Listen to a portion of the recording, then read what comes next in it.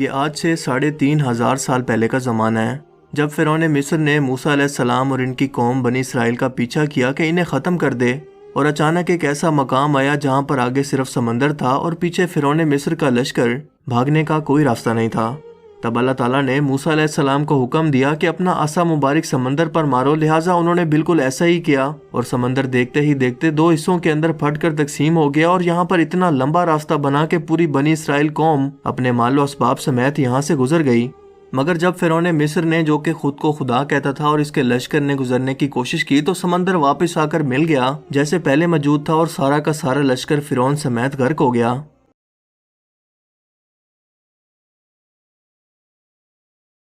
مصریوں میں سے کسی شخص نے ساحل پر پڑی اس کی لاش کو پہچان کر موجودہ فرعون کے دربار میں بتایا، سو فرعون کی لاش کو محل پہنچایا گیا۔ درباریوں نے مسالے لگا کر اسے پوری شان و شوکت اور احترام سے تابوت میں رکھ کر محفوظ کر لیا۔ کمال کا اتفاق ہے کہ پوری روئے زمین پر صرف یہی قوم تھی جسے مسالے لگا کر لاشوں کو محفوظ کرنے کا ہنر آتا تھا۔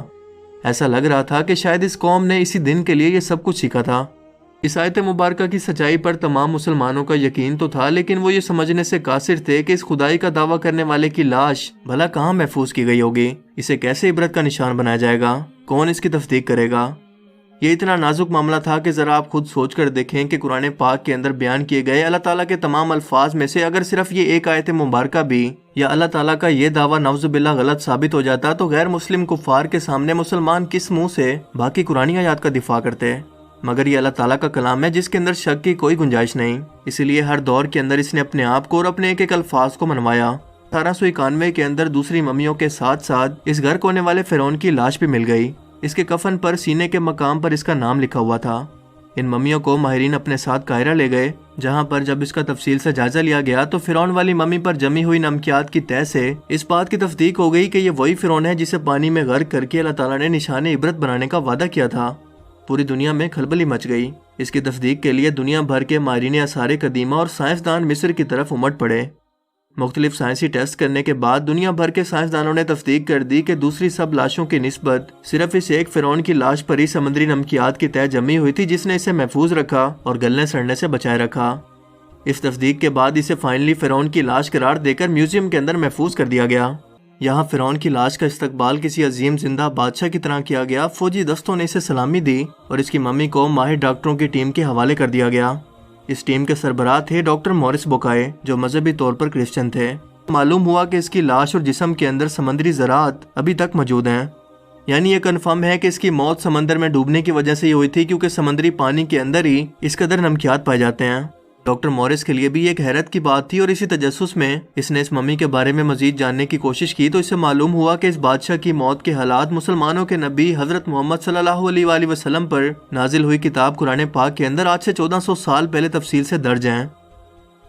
اسے پتا تھا کہ جہاں سے یہ لاش ملی ہے وہ ایک اسلامی ملک ہے، چنانچہ تجسس کے ہاتھوں مجبور ہو کر وہ مصر پہنچا۔ یہ کیونکہ ایک سائنسدان تھا، اسی لیے اس نے مصر کے ایک سائنسدان سے ملاقات کی جس نے اسے قرآن پاک کھول کر سورہ یونس کی آیت 90 تا 92 کا ترجمہ لفظ ب لفظ سنایا، جس میں فرعون کی خدائی کا دعویٰ، اس کا پانی میں ڈوب کر مرنا اور پھر پانی سے نکال کر اس کی لاش کو محفوظ کرنے کا وعدہ اللہ تعالیٰ نے واضح طور پر کیا ہوا تھا۔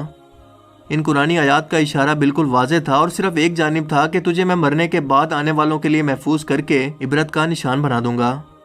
ڈاکٹر مورس نے جب اس قرآنی آیات کا ترجمہ پڑھا تو بے اختیار چلا اٹھا کہ بالکل قرآن سچی کتاب ہے، اس کا ایک ایک لفظ اور اللہ کے پیغمبر حضرت محمد صلی اللہ علیہ وآلہ وسلم سچے ہیں۔ اسی وقت کلمہ پڑھا اور مسلمان ہو گیا۔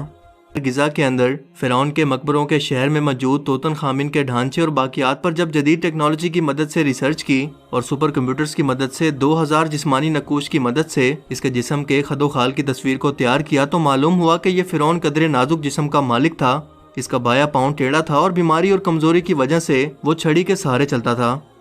اس کے والد اخناتون اور اس کی والدہ کے ڈی این اے کے نمونوں سے یہ بھی معلوم ہوا ہے کہ اس کے والدین آپس میں بہن بھائی تھے۔ ماہرین کا کہنا ہے کہ اس فرعون کی جسمانی خامیوں کمزوریوں کی وجہ بھی یہی تھی کہ اس کے والدین کا آپس کے اندر دراصل بہن بھائی کا رشتہ تھا۔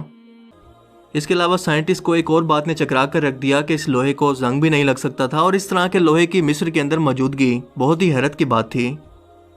Meteoritics and planetary science magazine میں پبلش ہونے والی ایک رپورٹ کے مطابق مصر اور اٹلی کے ریسرچرز نے اس خنجر کے لوہے کی بناوٹ کی تصدیق کرنے کے لیے بیرونی ایکس رے کی تکنیک کو استعمال کیا، اور اس کی تحقیق کی مرکزی کردار ڈینیلا کوملی کا کہنا ہے کہ اس دھات کا موازنہ اس ایسٹرائیڈ سے کیا جا سکتا ہے جو کہ مصری بحر احمر والے ساحل پر 2000 کلومیٹر کے دائرے میں کبھی گرا تھا۔